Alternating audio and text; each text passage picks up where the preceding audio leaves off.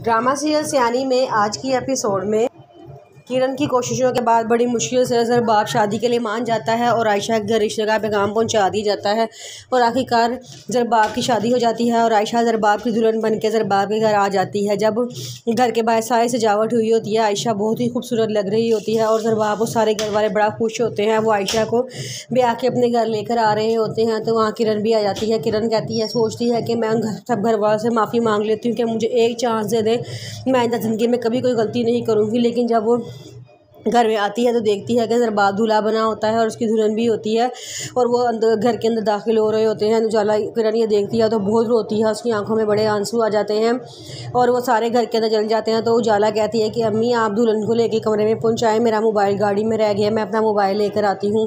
वह कह के बाहर चली जाती है और आहद वहाँ पर आ जाता है। वो उसके पापा कहते हैं कि देखो बेटा, ये आखिर नई मामा है, इनको सलाम करो। आहद कहता है ये मेरी मामा कोई नहीं है, मैंने इनको कोई सलाम नहीं करना, मेरी मामा सिर्फ किरण मामा है जिन्हें आप सबने अपने घर से बाहर निकाल दिया है।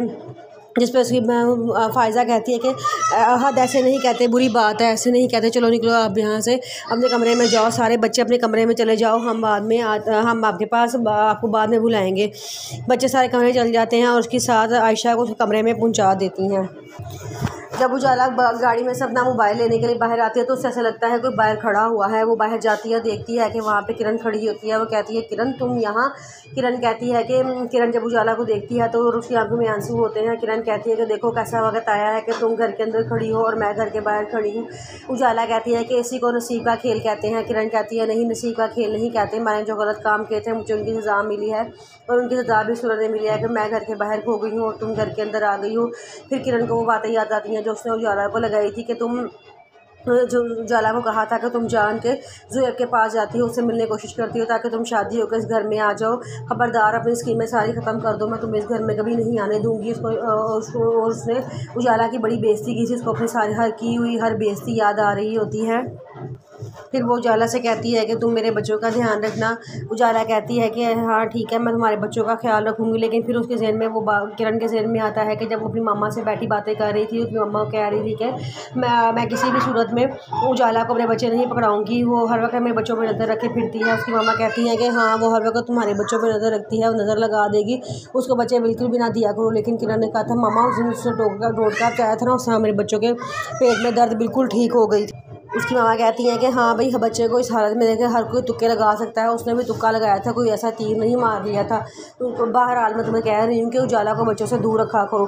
फिर ये सारी बातें से याद आती हैं, उसको बहुत अफसोस होता है। कहती हैं तो मेरे बच्चों का बहुत ध्यान रखना, उनको माँ की कमी कभी फील ना होने देना। उजाला कहती है कि ठीक है, तुम परेशान ना हो, मैं तुम्हारे बच्चों का बहुत ध्यान रखूँगी। ये सारी बातें सुन के उजाला अंदर चली जाती है और किरण भी घर से वापस आ जाती है।